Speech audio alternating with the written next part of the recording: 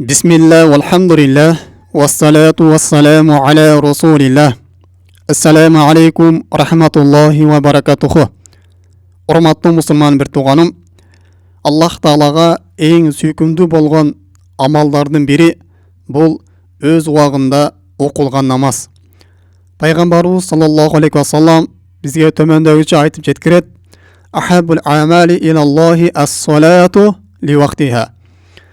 Аллах Таалага эң жагымдуу, сүйкүмдүү болгон амал бул өз убагында окулган намаз.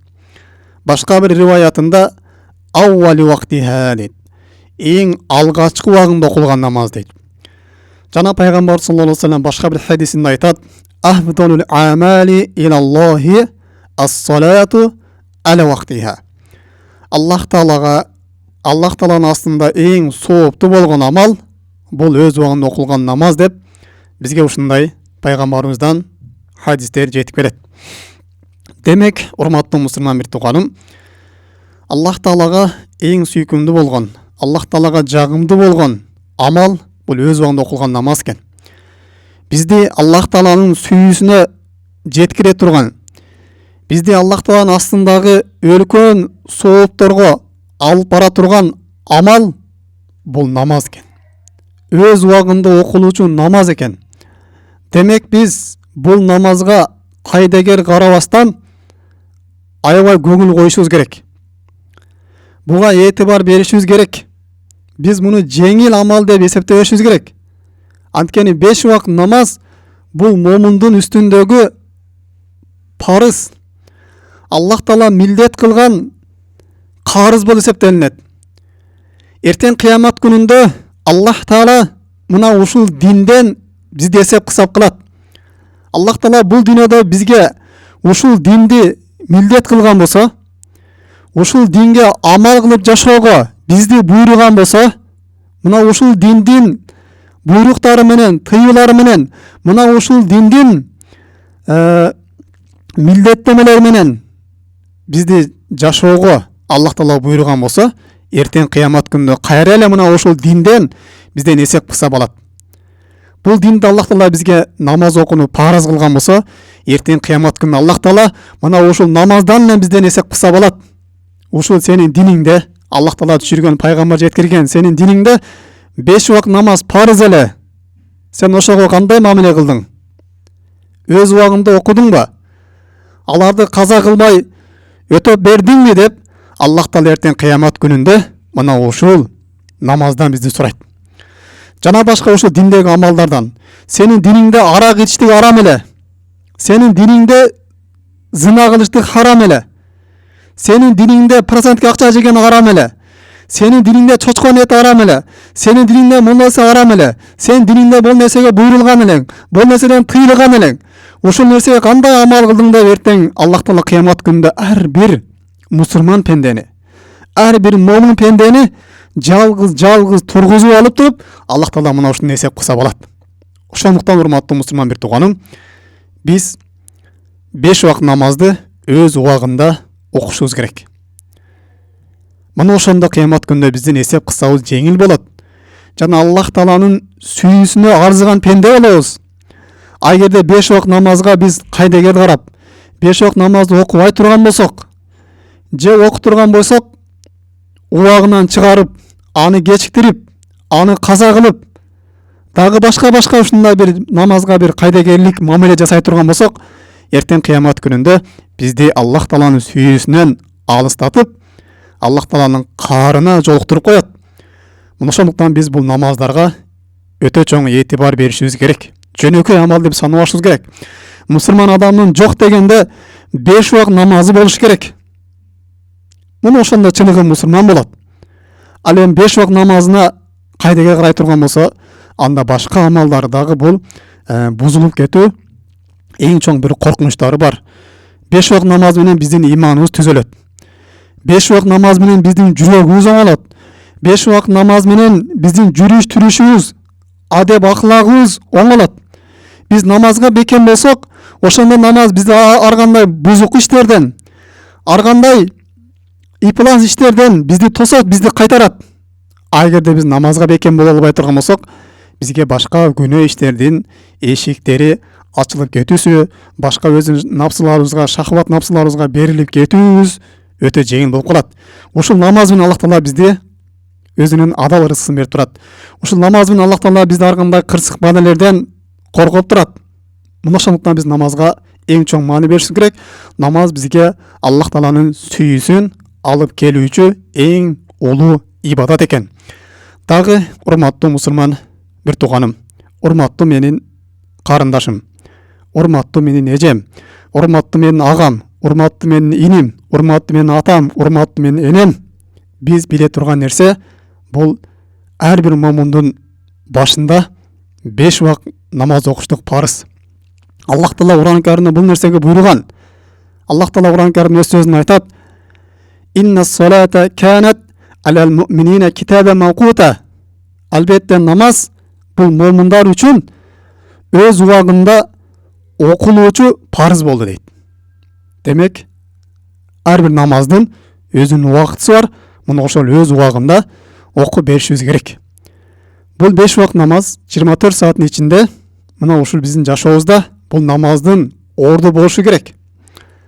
Биздин жашообузда кандай эле башка өзүбүздүн үй бүлөбүздүн акысы болгон сыяктуу эле, биздин ата-энебиздин акысы болгон сыяктуу эле, бала чакабыздын акысы болгон сыяктуу эле, жана дүйнө жашообуздун өзүнүн бир акылар болгон сыяктуу эле, Аллах Тааланын дагы биздин үстүндө акысы бар. Пайгамбар саллаллаху алейхи вассалам айтканда: "Иннали жасадика алейка хаккон, ва раббика алейка хаккон." Сенин денеңдин дагы сенде акысы бар. Жана сенин Роббуң, Аллах Тааланын дагы сенден акысы бар дейт. Аллах Тааланын акысы бул эмне? Биз ушул 24 саат убактыбыздан күнүнө 5 убакыт намазга убакыт ажыратып туруштук. Бул Аллах Тааланын акысы. Мына ошол Аллах Тааланын акысы болгон кезде мына ошол акыны дагы дүйнөгө киргизип жибериштик. Бир кесип кылам деп, же бир ишимди бүтүрөм деп, мына ошол намазды окубастан дүйнөгө киргизип жибериштик. Бул Аллах Тааланын акысына кыянат кылган болуп эсептелинет.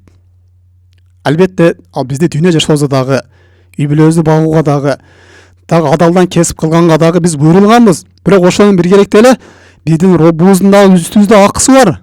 Бул 5 убак намаз. Эгерде ошол акысын бербей турган болсок, биз Аллах Тааланын акысына кыянат кылган болуп эсептелинебиз. Ошондуктан Аллах Таала Кур'ан Каримде намаз убакыты болгон кезде бизди намазга чакырат. Намаз убакыты болду, Роббуңардын акысын өтөй турган убакыт келди, өтөп койгула деп, мына ошол 10 мүнөт болобу, 15 мүнөт болобу, мына ошол 10 мүнөт, 15 мүнөт сиздин Роббуңуздун акысы. Күнүнө 10 мүнөттөн 5 убак, эртең багымдатта, пешимде, асырда, шамда, кутанда ушул убакыттар 10 мүнөт, 5 мүнөт ушул намаздарды өтөп алуу убакыттары Аллах Тааланын акысы болуп эсептелинет. Мына ошол акыны өтөбөй дүйнөгө киргизип жибериштик, бул өтө чоң күнөө. Аллах Таала мына ошол нерсеге чакырат. Я айюхаллазина аману иза нудия лис-салати ми яумил жумаати фас'у иля зикриллахи ва дарул бай'. Иман келтиргендер, эгерде жума күнү намазга силерди чакыра турган болсо дейт. Жума күнү жуманын убакыты болуп кала турган болсо, азанчы жума убакыты болду, намазга келгиле деп чакыра турган болсо, фас'у иля зикриллах, силер Аллах Тааланы эскерүүгө намазга келгиле дейт. Вазарул бай', силер соода сатыңарды, дүйнө жумушуңарды токтоткула. Аллах Тааланын акысын бере турган убакыт келди, бергиле деп Аллах Таала Кур'ан Каримде ушунду буйруп атат. Мына ошол сыяктуу эле ар бир 5 убакыт намазга азанды чакырган сайын бул сиздин Роббуңуздун акысына чакырып аткан болуп эсептелинет. Залик мухайрул лакум ин кунтум та'ламун. Эгер силер биле турган болсоңор, мына ушул нерсени кылыштыгыңар силер үчүн эң жакшы дейт. Роббуңардын акысын берип туруштуңар эң жакшы.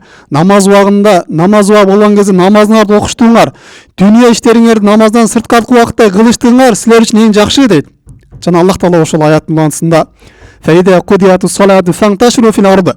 Эгерде намаз окуп бүтө турган болсоңор, Аллах Тааланын акысын берип бүткөн болсоңор, 5 убак намаз, ошол пешим болобу, жума намаз болобу, ошону окуп бүткөн болсоңор, фанташру фил ард, кийин жер бетине тарап кете бергиле.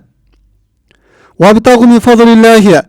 Аллах Тааланын фазилетин жерден издегиле, өзүңөрдүн рызкыңарды, өзүңөрдүн үй бүлөңөрдү, өзүңөрдүн турмушуңарды улагыла. Вазкуруллаха кесиран лааллакум туфлихун.